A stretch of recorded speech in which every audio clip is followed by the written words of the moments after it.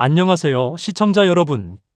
오늘 이 시간, 저는 축구를 사랑하는 모든 분들이 한 번쯤은 가슴 설레며 떠올렸을 포지션에 대한 이야기를 드리려 합니다. 바로 넘버 10. 공격형 미드필더. 예전에는 그라운드 위에서 가장 낭만적인 자리였고, 팀의 두뇌이자 심장이었으며, 팬들이 가장 열광하는 플레이를 만들어내는 선수들이 서던 곳이었습니다. 그런데 한동안 이 포지션이 설 자리를 잃었습니다.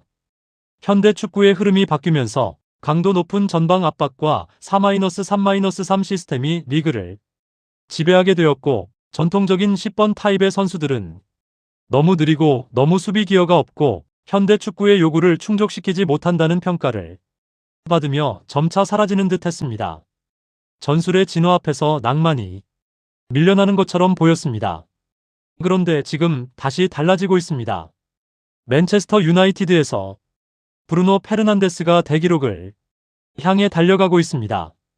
팀의 암흑기를 혼자 짊어지고 버텨오면서 매 경기 온몸을 던져가며 그리고도 결정적인 순간에 천재성을 발휘하는 선수.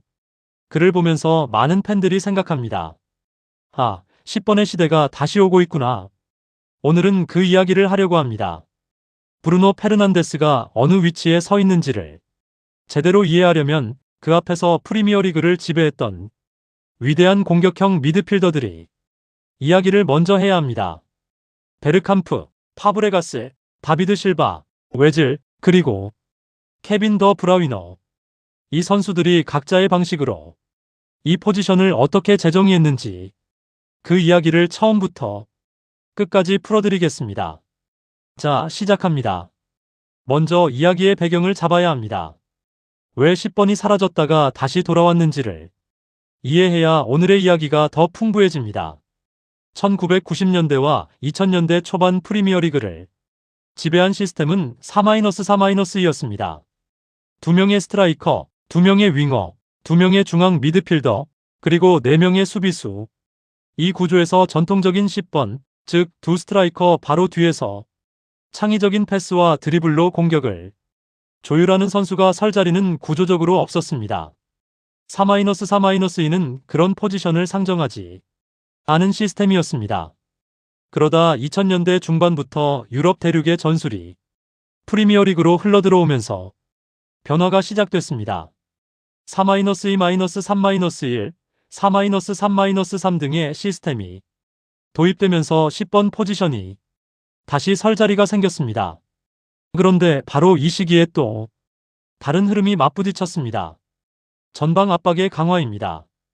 현대 축구에서 압박은 선택이 아니라 필수가 됐습니다. 공을 빼앗긴 순간 즉각적으로 달려가서 공간을 막고 볼을 되찾는 것. 이것이 팀의 수비 조직에서 가장 기본적인 원칙이 됐습니다. 그런데 이 압박 강도가 높아지면서 전통적인 10번들이 힘들어졌습니다. 공을 받는 순간 바로 두세 명이 달려오는 상황에서 창의적인 플레이를 만들어내기가 어려워진 것입니다. 몸이 날쌔고 강해야 하고 수비 가담도 해야 하고 그러면서도 결정적인 순간의 창의성을 유지해야 하는 극도로 높은 요구가 10번 포지션에 부과됐습니다. 그 요구를 충족시키지 못하는 전통적인 10번들은 도태됐습니다. 반면 그 요구를 충족시키면서 새로운 형태의 10번으로 진화한 선수들이 살아남았습니다. 오늘 이야기할 선수들은 그 진화의 과정을 몸소 보여준 선수들입니다. 첫 번째 선수입니다. 아스날의 전설 데니스 베르캄프. 베르캄프를 이야기할 때 먼저 그의 시대를 이해해야 합니다. 베르캄프가 프리미어리그에서 활약하던 시기 리그는 4-3-2가 지배하고 있었습니다. 앞서 말씀드린 것처럼 이 시스템에는 전통적인 10번 자리가 없었습니다. 그런데 베르캄프는 그 구조 안에서 마치 10번처럼 플레이했습니다. 구조를 따른 것이 아니라 구조를 초월한 것입니다. 그가 리그에 일으킨 혁명이 무엇이었는지를 설명하려면 단순히 그의 스탯을 나열하는 것만으로는 부족합니다. 물론 스탯 자체도 경이롭습니다. 프리미어리그 통산 315경기에서 87골과 94도움, 총 181개의 공격 포인트. 그런데 이것을 경기당으로 환산하면 더욱 놀랍습니다. 평균 122분마다 공격 포인트를 생산했습니다. 즉, 한 경기에 90분이 있다면 거의 매 경기 한 번씩 골이나 도움을 만들어냈다는 의미입니다. 그런데 스탯보다 더 중요한 것은 베르캄프가 경기에 미치는 영향력의 질이었습니다. 베르캄프의 플레이를 본 적 있으신 분들은 아실 겁니다. 그는 단순히 공을 받아 앞으로 전달하는 선수가 아니었습니다. 공을 받는 순간부터 득점이 일어나기까지의 장면을 혼자서 설계하고 실행하는 선수였습니다. 그의 볼 컨트롤은 미래에서 온 것 같았습니다. 어떤 각도로 날아오는 공이든 어떤 속도와 높이든 간에 첫 번째 터치가 완벽하게 자신이 원하는 위치로 공을 가져다 놓았습니다. 그리고 그 순간 이미 다음 플레이가 결정되어 있었습니다. 패스인지 슈팅인지 드리블인지를 결정하는데 0.1초도 걸리지 않았습니다. 상대 수비수들이 베르캄프를 가장 어렵다고 말한 이유가 바로 이것이었습니다. 무엇을 할지 예측할 수 없었습니다. 베르캄프가 만들어낸 골 중 프리미어리그 25주년을 기념해 선정한 역대 최고의 골이 있습니다. 뉴캐슬전에서 나온 그 유명한 턴 동작 득점. 공이 등 뒤로 오는 상황에서 오른발로 공을 앞으로 살짝 건드려 방향을 바꾸면서 동시에 몸을 돌려 수비수를 완전히 제치고 골문 구석으로 정확하게 마무리한 그 장면. 그 골을 처음 보는 사람들은 지금도 믿기 어렵다는 반응을 보입니다. 그 턴 동작이 실시간으로 생각해서 나올 수 있는 것이 아니기 때문입니다. 그것은 수천 번의 훈련과 천재적인 공간, 인식이 결합된 순간이었습니다. 베르캄프는 피지컬도 탁월했습니다. 전통적인 10번 하면 기술적이지만 피지컬은 약한 선수를 떠올리기 쉽습니다. 그런데 베르캄프는 달랐습니다. 강인한 체격으로 몸싸움에서 지지 않으면서도 창의적인 기술을 발휘했습니다. 이것이 그가 4-4-2 시스템 안에서도 살아남을 수 있었던 이유 중 하나입니다. 그리고 한 가지 유명한 사실이 있습니다. 베르캄프는 비행기를 타지 않았습니다. 비행 공포증으로 인해 원정 경기 중 비행기가 필요한 경기에는 참가할 수 없었습니다. 챔피언스리그 원정 일부를 포기해야 했습니다. 그 핸디캡을 안고도 남긴 기록이 저것입니다. 만약 그 제약이 없었다면 어떤 기록을 남겼을지 생각만 해도 경이롭습니다. 베르캄프는 전통적인 10번이 없던 프리미어리그의 10번의 존재 이유를 직접 몸으로 증명한 선수였습니다. 그가 혁명의 시작이었습니다. 두 번째 선수입니다. 천재 소년 세스크 파브레가스.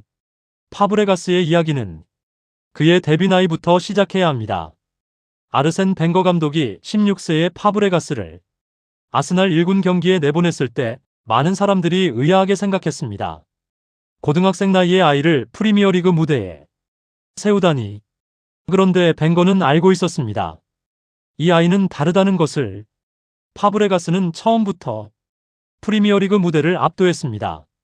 16세에 데뷔해서 곧바로 팀의 핵심 자원이 됐다는 것이 놀라운 점이 아닙니다. 16세에 이미 프리미어리그에서 10년 경험의 선수들이 하지 못하는 패스를 뿌리고 있었다는 것이 놀라운 점입니다. 파브레가스가 남긴 숫자를 보겠습니다. 프리미어리그 역대 도움 순위 3위, 111개. 이 숫자가 얼마나 대단한 것인지를 이해하려면 맥락이 필요합니다. 단일 시즌에 15개 이상의 도움을 여러 번 기록한 미드필더는 프리미어리그 역사 전체에서 파브레가스가 유일합니다. 한 시즌에 15개 이상의 도움, 즉 2경기에 한 번 골로 팀 동료의 득점에 직접 기여한다는 것입니다. 파브레가스의 특기는 킬패스였습니다. 상대 수비 조직 전체를 꿰뚫는 한 방. 아무도 보지 못한 공간으로 아무도 예상하지 못한 타이밍에 공을 찔러 넣는 능력. 이 킬패스 하나가 경기 전체의 흐름을 바꿔놓는 경우가 그의 경기에서 반복됐습니다. 그런데 파브레가스를 단순히 패스 능력이 뛰어난 선수로만 보면 그의 진정한 가치를 절반밖에 보지 못합니다.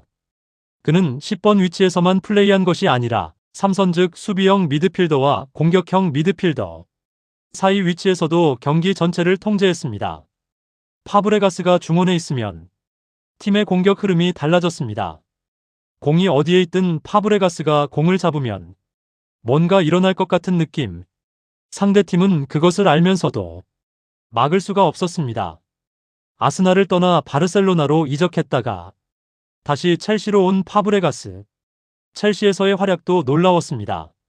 무리뉴 감독 체제에서 상대적으로 제약이 많은 전술 속에서도 한 시즌 18도움을 기록하며 첼시의 리그 우승에 결정적으로 기여했습니다. 어떤 전술 시스템에 넣어도 결국 도움을 만들어내는 선수. 그것이 파브레가스의 능력이었습니다. 세 번째 선수입니다. 하프스페이스의 마법사 다비드 실바. 다비드 실바는 이 목록에서 가장 조용하고 가장 화려하지 않고 그러나 전술적으로 가장 깊이 이해해야 하는 선수입니다. 겉으로 보이는 인상은 작고 날렵한 스페인 미드필더입니다. 그런데 그 작은 몸이 프리미어리그의 압박 축구 속에서 10년 넘게 리그를 지배했다는 사실은 정말 경이로운 일입니다. 다비드 실바를 이야기할 때 빠질 수 없는 키워드가 있습니다. 하프스페이스. 하프스페이스란 수비라인의 중앙과 측면 사이의 공간을 말합니다. 수비수들이 조직적으로 움직일 때 이 공간은 일시적으로 비게 되는데 이 찰나의 공간을 파악하고 이용하는 것이 현대 전술에서 매우 중요합니다. 실바는 이 하프스페이스를 이용하는 것에서 세계 최고였습니다. 그가 좁은 공간에서 공을 받아 처리하는 방식은 현대 축구 코치들의 교과서에 실려도 될 정도입니다. 달려오는 압박을 한두 번의 터치로 피해내고 팀 동료에게 정확한 타이밍의 패스를 찌르고 그리고 그 다음 움직임으로 새로운 공간을 만드는 순환. 실바의 플레이는 멈춤이 없습니다. 항상 다음 장면을 준비하고 있었습니다. 숫자로 봐도 대단합니다. 프리미어리그 309경기에서 60골과 93도움. 그리고 리그 우승 4회. 맨체스터 시티가 오일머니를 등에 업고 프리미어리그를 지배하기 시작한 시대. 그 지배의 중심에 다비드 실바가 있었습니다. 단순히 개인 능력이 뛰어난 것을 넘어 팀 시스템의 중심축이 된 선수였습니다. 펩 과르디올라 감독이 맨체스터 시티에 부임하면서 실바는 또 한 번 진화했습니다. 펩의 시스템에서 실바는 하프스페이스 공략의 정석을 보여줬습니다. 펩이 요구하는 빠른 패스 조합과 공간 활용을 실바는 누구보다 완벽하게 구현했습니다. 펩의 요구 수준이 세계에서 가장 높다고 알려져 있는데 실바는 그 요구를 충족시키는 것을 넘어 팀 전체에 그 요구를 실현하는 방법을 가르쳐주는 수준에 달했습니다.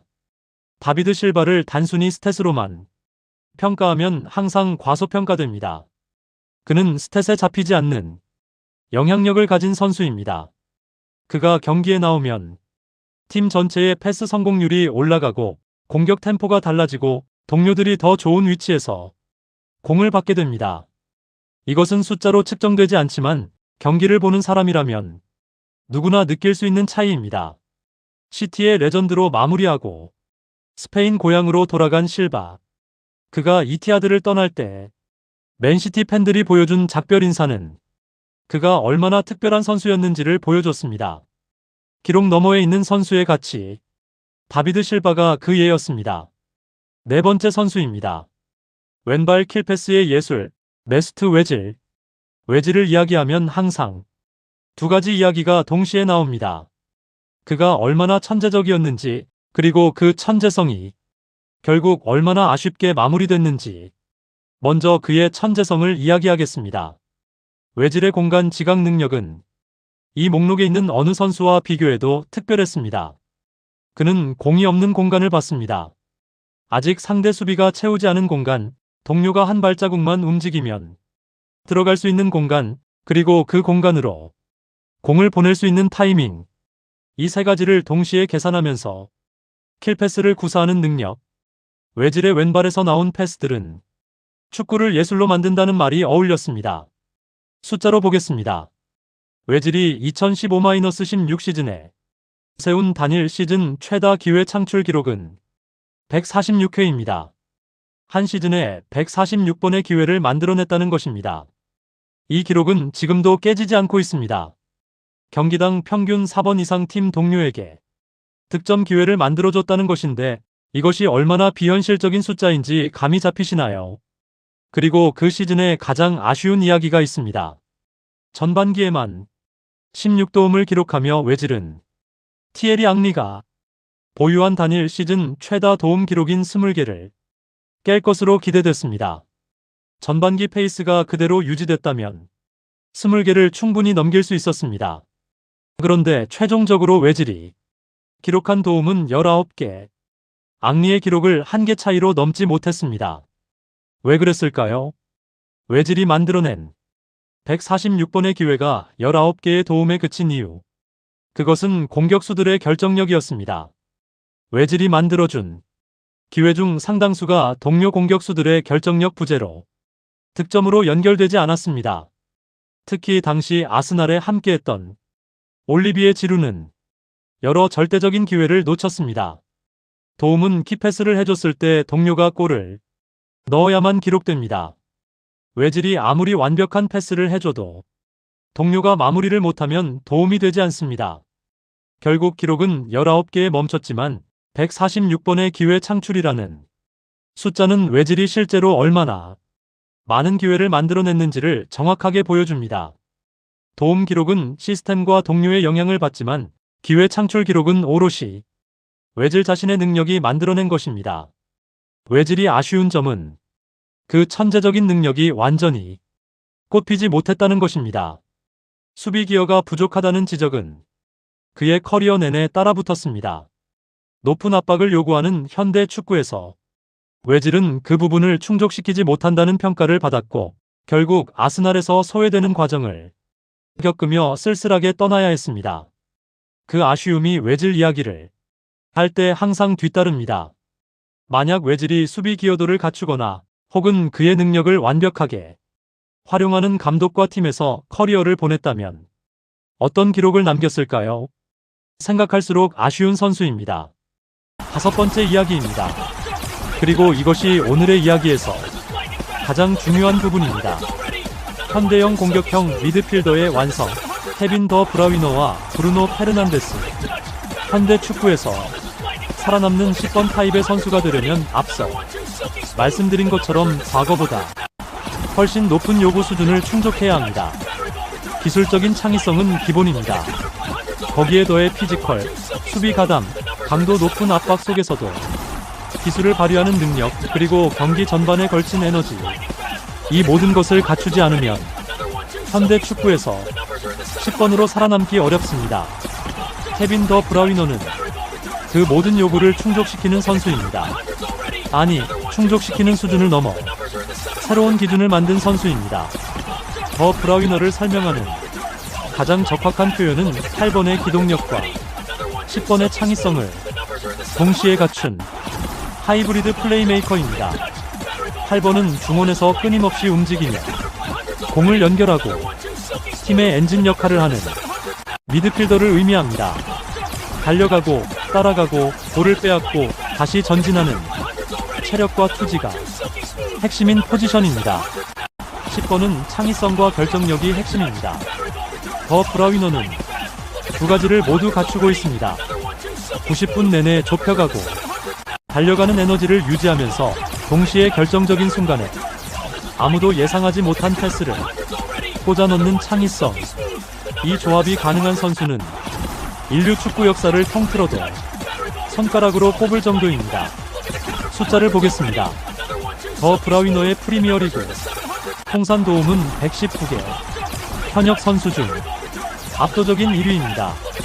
그리고 90분당 기회 창출 횟수를 보면 더 브라위너는 3.59회를 기록하고 있습니다. 이 숫자가 어느 정도인지는 비교 대상을 보면 알 수 있습니다. 외질, 다비드 실바, 파브레가스. 오늘 이야기한 이 선수들 모두를 제치는 수치입니다. 압도적인 수치입니다. 더 브라위너가 수비 기여도도 탁월합니다.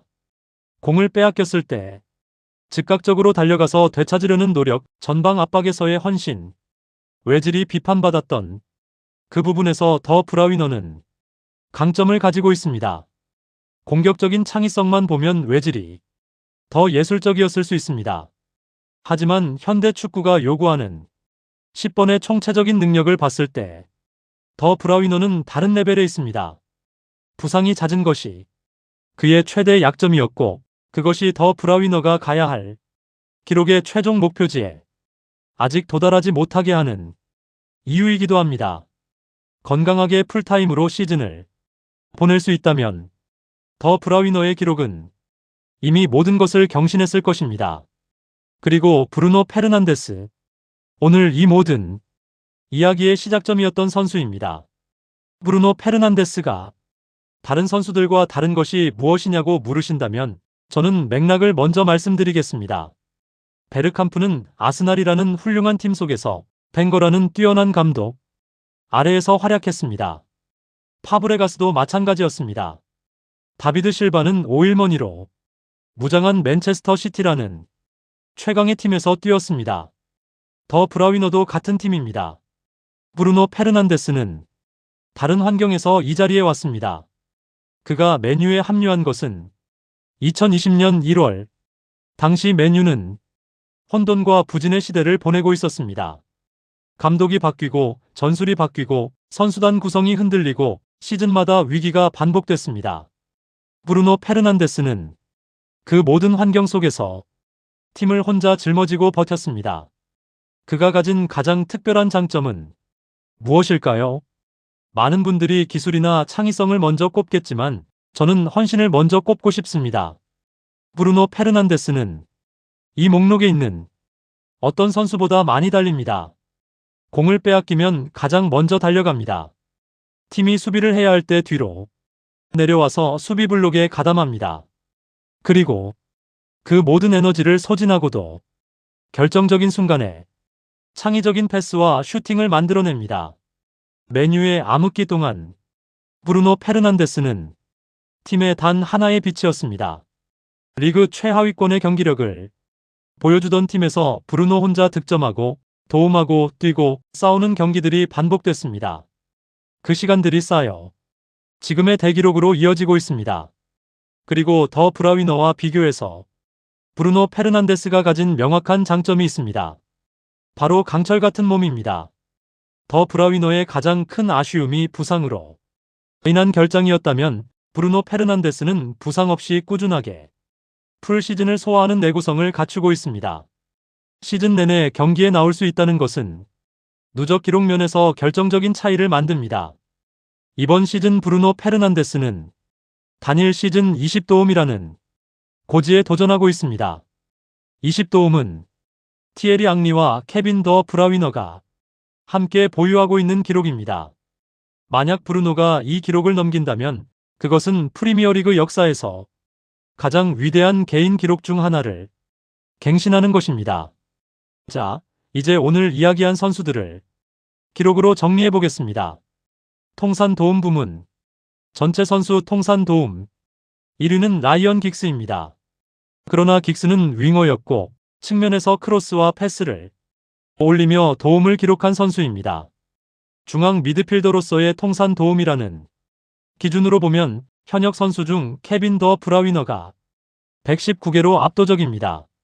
파브레가스의 111개를 이미 넘어선 상태이고 계속해서 기록을 쌓아가고 있습니다. 90분당 기회 창출 부문 현역 선수들과 역대 선수들을 비교했을 때 더 브라위너는 90분당 3.59회라는 수치로 압도적인 1위를 기록하고 있습니다. 외질의 전성기, 다비드 실바의 전성기와 비교해도 더 브라위너의 수치는 앞섭니다. 이것이 얼마나 대단한 것인지는 이 숫자를 경기로 환산하면 알 수 있습니다. 한 경기에서 거의 4번씩 팀 동료에게 득점 기회를 만들어준다는 것입니다.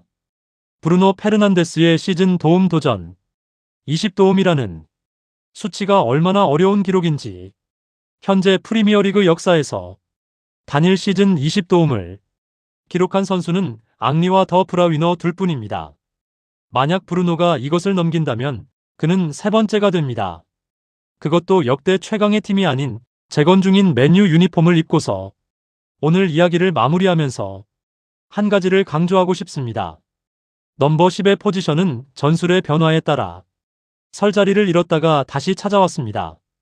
그런데 돌아온 10번은 과거의 10번과 다릅니다. 과거의 10번이 창의성 하나로 팀을 이끌었다면 현대의 10번은 창의성에 더해 기동력, 수비 기여, 강인한 피지컬을 갖추고 있습니다. 더 많은 것을 요구받고 더 많은 것을 해내는 포지션으로 진화했습니다. 베르캄프가 혁명의 씨앗을 뿌렸고 파브레가스가 천재성으로 가능성을 열었으며 다비드 실바가 현대 전술에 최적화된 방식을 보여줬고 외질이 예술적 순간들을 남겼습니다. 그리고 케빈 더 브라위너가 현대 축구가 요구하는 10번의 완성형을 제시했습니다. 브루노 페르난데스는 그 진화의 연장선 위에서 자신만의 이야기를 써가고 있습니다. 가장 불리한 환경에서 가장 많이 뛰고 가장 헌신적으로 싸우면서 그것이 브루노 페르난데스가 단순히 기록 이상의 의미를 갖는 이유입니다. 10번의 시대가 다시 오고 있습니다. 그리고 그 시대를 이끄는 선수들은 과거 어느 시대의 10번보다 더 완성도 높은 플레이어들입니다. 우리는 지금 그 위대한 진화의 현재를 목격하고 있습니다. 오늘 프리미어리그 역대 최고의 공격형 미드필더들 이야기는 여기까지입니다. 오늘 이야기한 선수들 중 여러분이 가장 좋아하는 선수는 누구인가요? 베르캄프의 예술적인 터치, 파브레가스의 킬패스, 다비드 실바의 공간 지배, 외질의 천재성, 더 브라위너의 완성도, 브루노의 헌신 중에서 댓글로 여러분의 최애 선수와 그 이유를 남겨주세요. 영상이 재미있고 유익하셨다면 구독, 좋아요, 알림 설정 꼭 부탁드립니다. 다음 시간에도 축구 역사의 깊은 이야기를 재미있게 풀어드리겠습니다. 끝까지 함께 해주셔서 진심으로 감사드립니다.